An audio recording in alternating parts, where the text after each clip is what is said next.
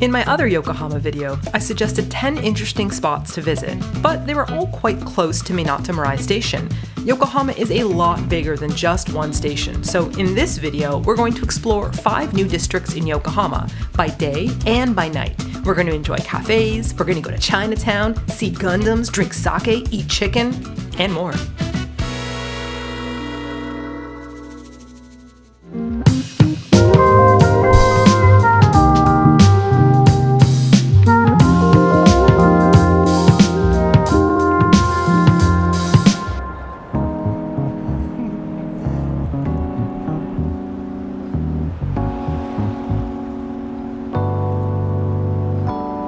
We're starting our Yokohama adventure out in Motomachi. Now this is a very small district, a little tiny neighborhood, but they are famous for many interesting creations, including nama pudding. This is pudding served with a raw egg on top. If you're like, Martina, but why? Why a raw egg? I can answer that question. The chef who created this pudding was so impressed by the rich flavor of this particular farm's egg, the Keiju egg, he wanted to convey the deliciousness of this in his dessert. Please note the cafe is on the 2nd floor and I didn't see an elevator, so it is not very accessible. And another thing, the music was quite loud here, so prepare your ears for the next part. And now for something truly terrifying to people who live outside of Asia. I'm about to put a completely raw egg yolk into my pudding. Yes, I know. This place specializes in nama pudding, and so the egg yolks in Japan and the eggs are so fresh. I've never, ever gotten sick. I eat so much raw egg all the time. They give you a convenient little instruction sheet. So the egg yolk is hiding in here, and you pick it up, and then you squeeze it out, and it kind of goes on top. Hopefully I'll get like the perfect egg yolk, and then you put on top of it the sauce, mix it together and eat it, and it's like that fresh pudding. I'm really excited. Hiding in this chicken is a perfect egg yolk, and all I need to do is squeeze this little chicken and place the egg yolk on top of the pudding with total perfection. Ugh, screwed it up. Gord, damn it, that's okay. We have sexy dark caramel sauce. Ooh, look at how it drizzles and mixes in with that thick egg yolk. Yes, I didn't get the Instagram shot. I screwed up, you guys. I squeezed in a little too hard and popped my egg. But anyways, it's gonna be mixed once you start eating it. Ooh, okay. So now you've got that kind of caramel top that you get with pudding. Oh my gosh. Let's give it a try, shall we?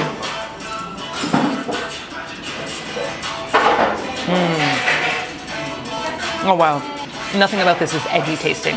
It's just creamy, and you've got that kind of rich golden taste of caramel. The pudding underneath is a vanilla, not probably completely vanilla, it's like a milk pudding.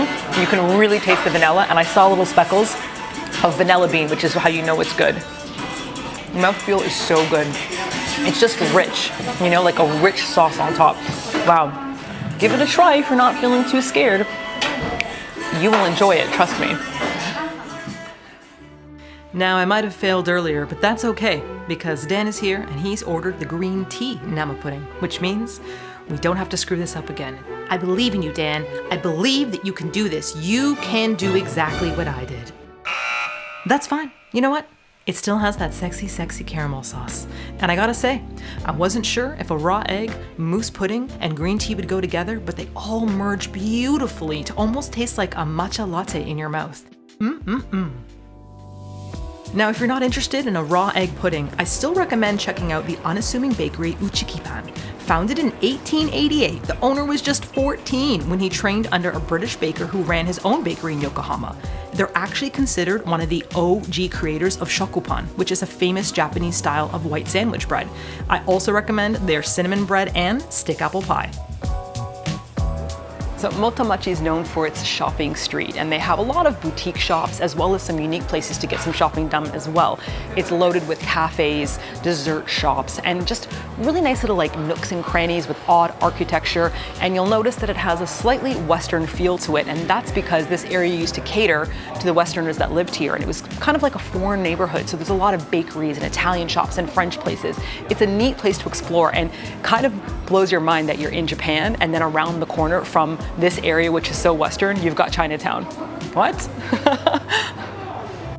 Overall, if you're not into big flashing lights and noisiness, I definitely recommend swinging by Motomachi. Not to mention, there are so many dogs. The little dogs in outfits, cute dogs with little tiny fluffy tails, dogs being pushed in baby carriages. I mean, there's just so many dogs. Like, what's there not to like about Motomachi and their dog scene?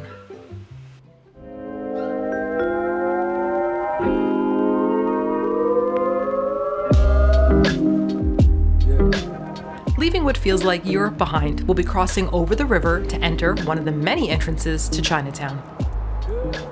There's something neat about Yokohama. If you pay attention to the bridges and the ground and the poles, they'll have these little tiny images that kind of hint at what neighborhood you're entering.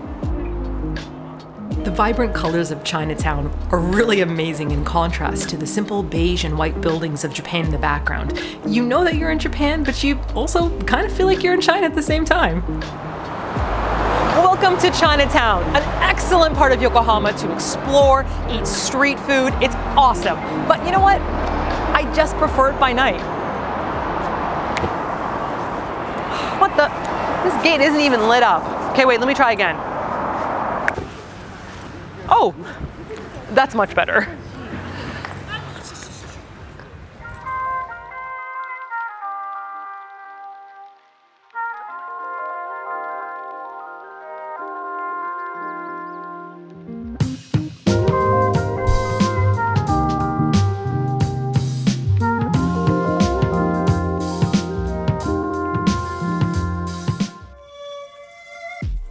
Now, it's pretty easy to see why Yokohama Chinatown is such an amazing tourist attraction. It's actually the largest Chinatown in Japan, beating out Kobe and Nagasaki. The main street is so colorful at nighttime, and it offers many kinds of street food, from steamed buns to different types of fruits, and you can walk around and just munch on things while taking in the atmosphere. Now, while the internet tends to push the idea that Yokohama Chinatown is all about the street food, I'd also say to give the restaurants a check out because they have a lot of different options, from vegan and vegetarian stores to all-you-can-eat dim sum. Now, the main streets are so beautifully well lit and they offer so many delicious snacks that you'll be tempted to stay on it, but I urge you, go a little bit off the beaten path and you'll be transported to an entirely new world.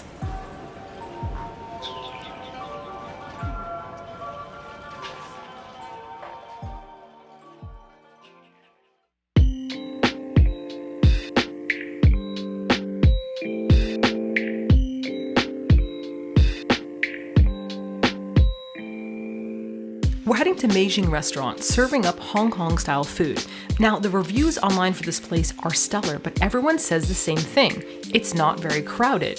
When I went inside, the owner was super friendly, and all the other customers were chatting away in Chinese. So I can only assume this place is gonna be really good. But we're gonna have to give the food a try first. Before we get started here, I just want to point out something. So, in Japan, normally when you sit down, the first thing people will ask you is like, what would you like to drink? So it's very normal to like be ready with your drink order. So I got a Nama beer, I got a small size. This is pretty big for Chi. But Dan got the big size.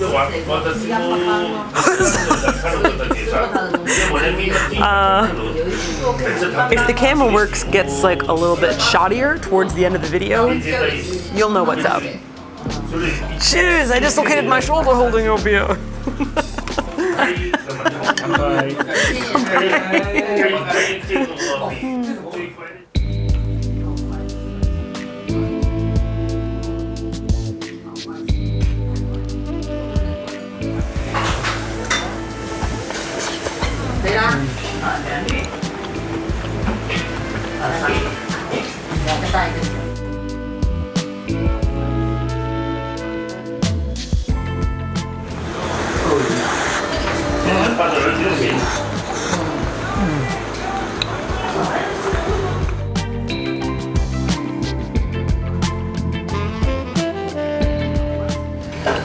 I love a good steamed rice wrap paper anything, but they're so slippery and difficult to eat elegantly. That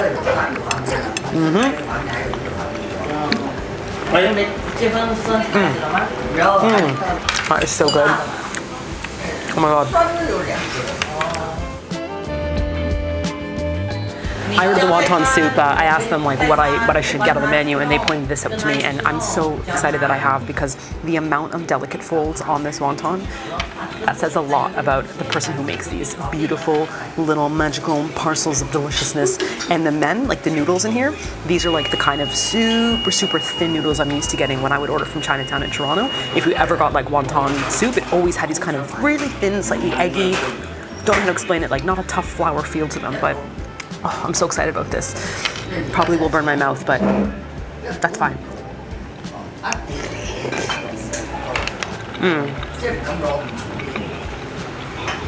I know why they recommended it. This is so satisfying. It's so different than what we're used to getting in Japan when it comes to wonton soup. It's like the wonton that I remember when I ordered wonton soup in Canada, which sounds funny. It's so different than what you get. So even if you live in Japan and you haven't tried something like this in Chinatown, you gotta come try it out. It's here right under your nose, this deliciousness. I better keep eating before these noodles blow.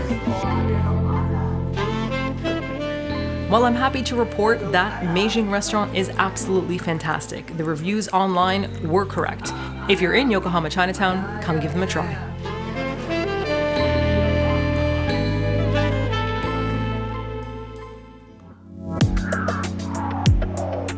Now, while I did have a fantastic meal, I always leave myself just a little bit of room for dessert, and I have been eyeballing these steam buns the whole day.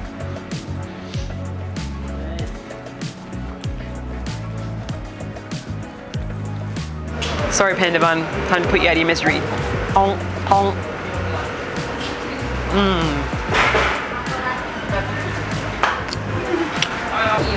think it's chocolate? You think it's red bean? Well, it's not. It's black sesame, and it is freaking delicious. I love a good black sesame, anything in a dessert. Doesn't look most appealing, but they did serve it to us in panda bear form, so.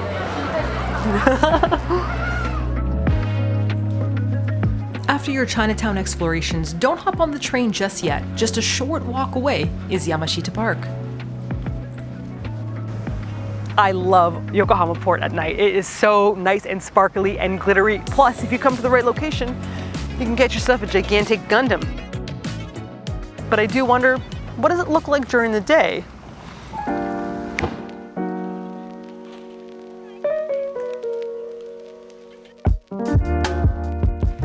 Now, it should be noted that March 3rd, 2024 has been deemed as the Gundam's last day, but they've said that before, and other Gundams in Japan, like the Unicorn Gundam at Odaiba, have pushed on for much longer than expected. So, I mean, who knows? Maybe this Gundam will still be there in the future. Make sure you check out my info box for a link to their website. Now, if you're not really into Gundams, you know what? That's okay. There's a fantastic view of the harbor. It's literally right beside you. And there's lots of harbor activities. You can go on boat tours during the day and at night.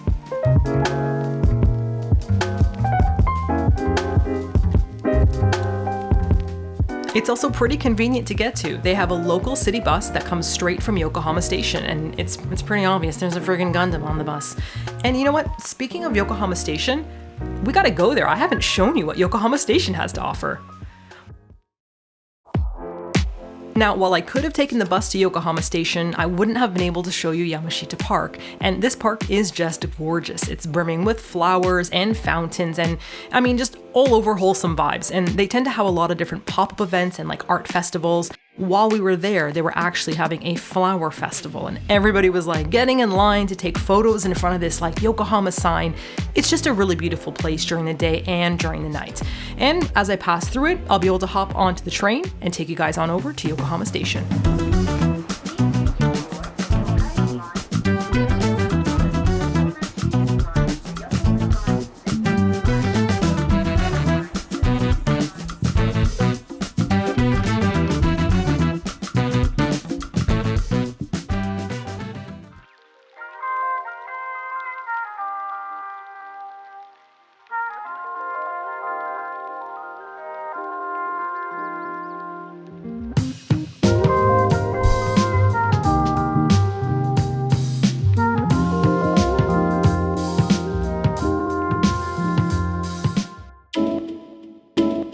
Now, a lot of people have heard of Shinjuku Station as being a confusing and busy station in Tokyo, but I gotta give props out to Yokohama Station because your girl here has been lost many, many times.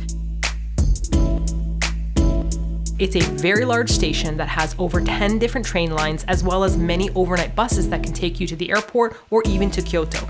It's really big, and why I'm telling you this is because some of the train lines take over 10 minutes just to transfer to, like walking between the train lines.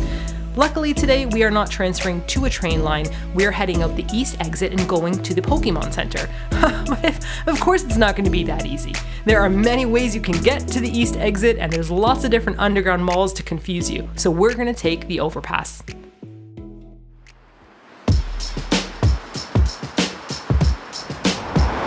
I know we're heading to the Pokémon Center to collect Pokemon, but as we know, I do like collecting street graffiti stickers. And what's this? It's Menace Star. If you remember the very first Tokyo tours that I ever did, one of the first ones was Menace Star because I always think Penis Star whenever I see it. Also, there's been no Crod sightings, which makes me think that maybe this isn't Crod's turf. I've seen 24 killas everywhere and no Crod. I can't even say my kick phrase.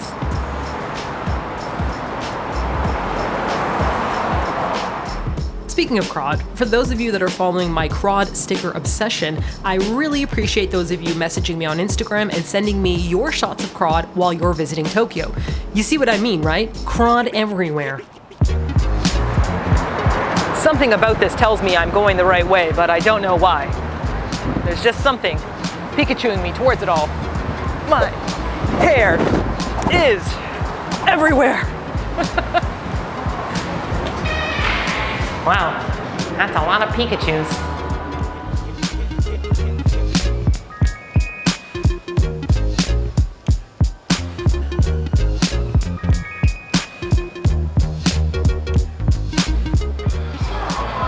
Oh my God.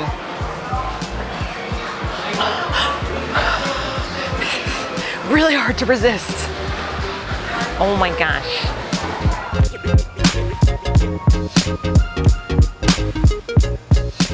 So I've been to the Osaka Pokémon Center and it was nutsicles. It was packed with people, like you couldn't even walk around. And some of the places, like you couldn't get into the shop without waiting in queue just to enter. So my recommendation is to go to the Yokohama one because this is amazing. Like I can put my arms out and do this. Like that's how not crowded it is.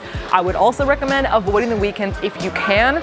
Midweek, way better. But I will say the lineup is still pretty packed. So just heads up, the Pokémon Center won't let you film their merchandise, but you can take photos and videos in the proper photo places.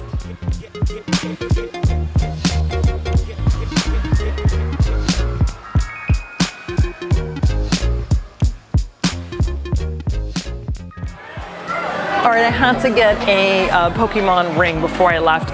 I like any of them. Obviously, I want Pikachu, but I also like Wigglytuff, Clefairy, and they've got Mewtwo, but like Pikachu would be the ultimate. And this is the actual plastic it came in. Like normally you open up the capsule toy and toss it, but like this is so cool. Okay, I haven't looked yet. Are you ready? This is Pikachu! Amazing. Come to me, Pikachu. Will it fit my finger? Is it made for a tiny child? I love it. This has been a blessed day.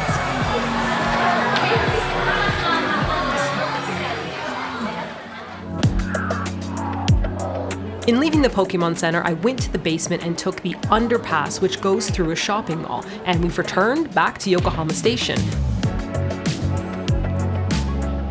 We're going to be trekking through the station and finding the south exit, which isn't even marked properly. You might be saying, why, Martina? Why did you take us this way? Well, I'll tell you why I took you this way.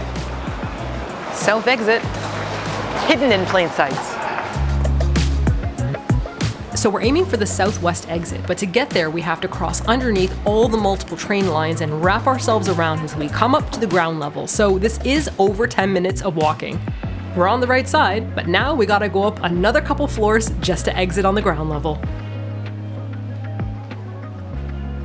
I'm nearly there. To freedom!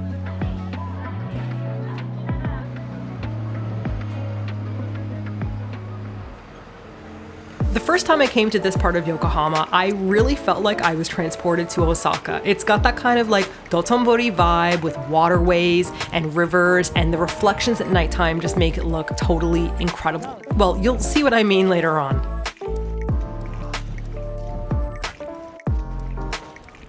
If you'd like to experience the Shibuya Shinjuku downtown nightlife vibe, but you want something a little less touristy, I gotta recommend Yokohama. And speaking of experiences, those of you that are interested in trying Japanese sake, we're on our way now to a sake bar that I've always wanted to go to.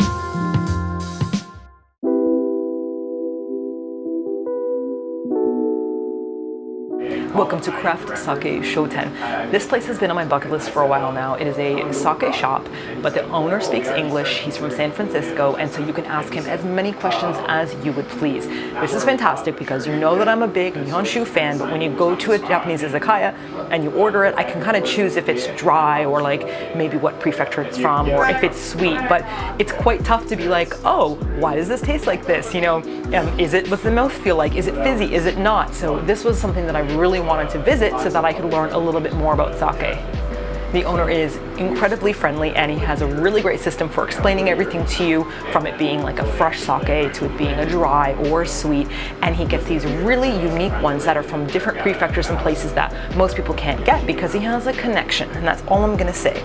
This one that I'm about to try now, it was literally made I think 4 days ago.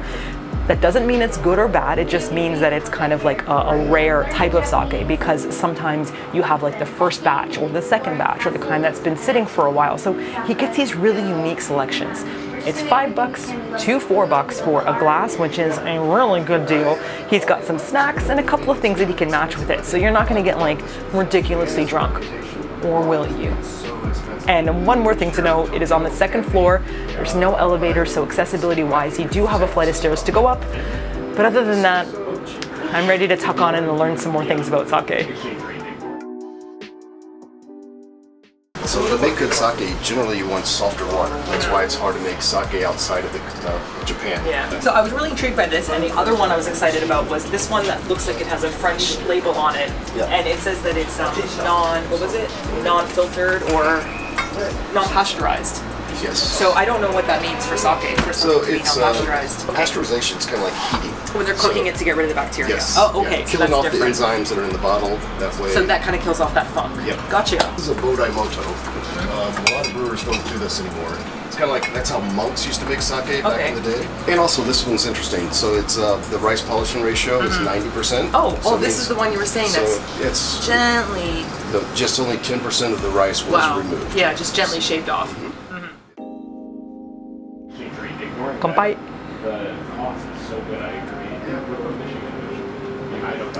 Oh my goodness. It has like I'm gonna say the word mouthfeel, which I hate, but I'm gonna say it. My tongue, it's kind of like a little heavy on the tongue, like a little thick, but it's a bit fizzy. It's a little sweet, but not so sweet that it's over the top. It kind of reminds me of a slightly elevated makgeolli, like the Korean makgeolli. I'm sure there's elevated makgeolli out there, but when I was in Korea, I was having pretty like cheap makgeolli because I was cheap, but it's so nice. This is exciting.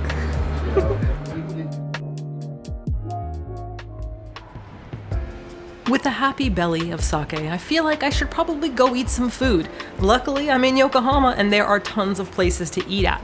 One thing about Yokohama is that there are lots of izakayas and tons of really good ramen shops. So if you're into ramen, this is the place for you. I wouldn't really recommend bringing your kids to this part of Yokohama. It's not like it's dangerous, there's nothing like that. It's just you got a bit of like a rowdy salaryman and youngster drinking kind of feel to it. And also, gigantic creepy tanukis.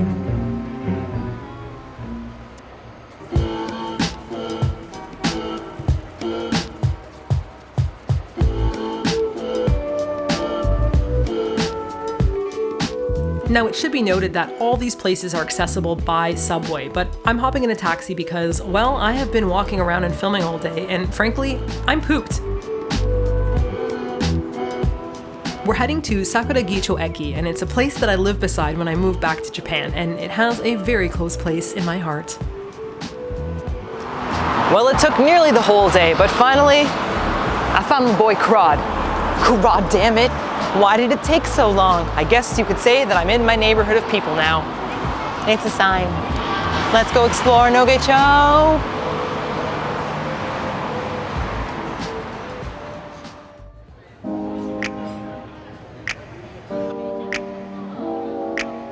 Welcome to Nogecho, a winding back street of izakayas and bars just brimming with places to visit.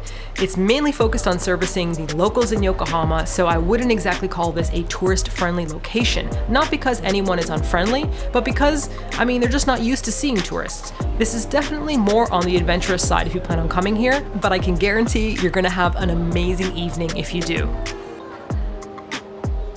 We're finishing our evening with yakitori, which is barbecued chicken on skewers.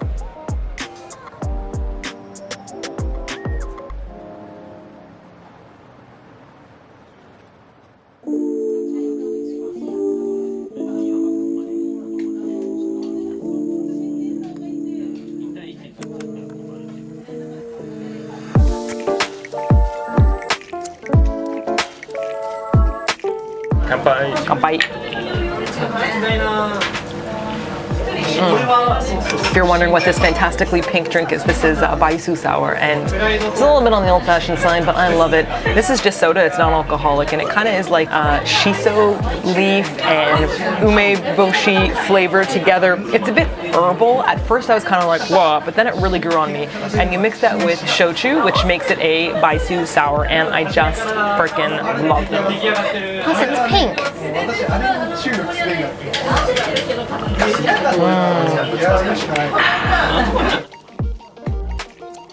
We got the tebasaki, which is the chicken wing.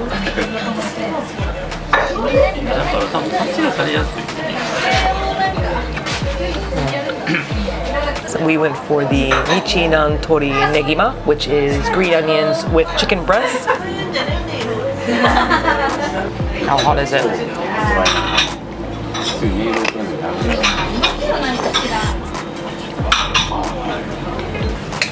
We went for the sukune, which is the chicken meatballs.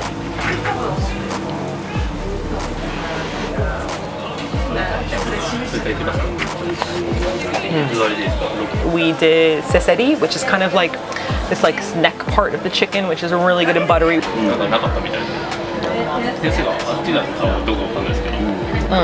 Oh my god. We went for torikawa, which is chicken skin.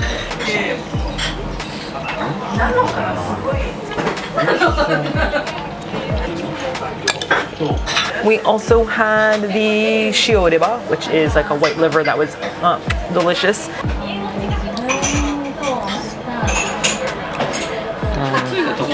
It's just so good. It's just a delicious grilled pate. And we had pirikuri, like a spicy cucumber salad, and that's all I can think of for right now, and it was scrumptious. So scrumptious. I want more, I tell you.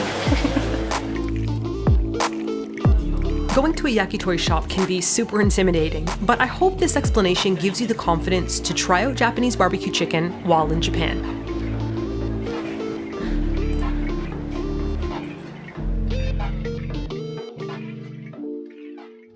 I hope I've convinced you to visit Nogecho, and if you're wondering what this view looks like during the day, as you can see, there are a million things to do here, and if you're looking for some more in-depth spots, make sure you check out the info box for my digital travel guides. I have plenty more locations for you to share about Yokohama and other parts of Japan. But for now, enjoy the view.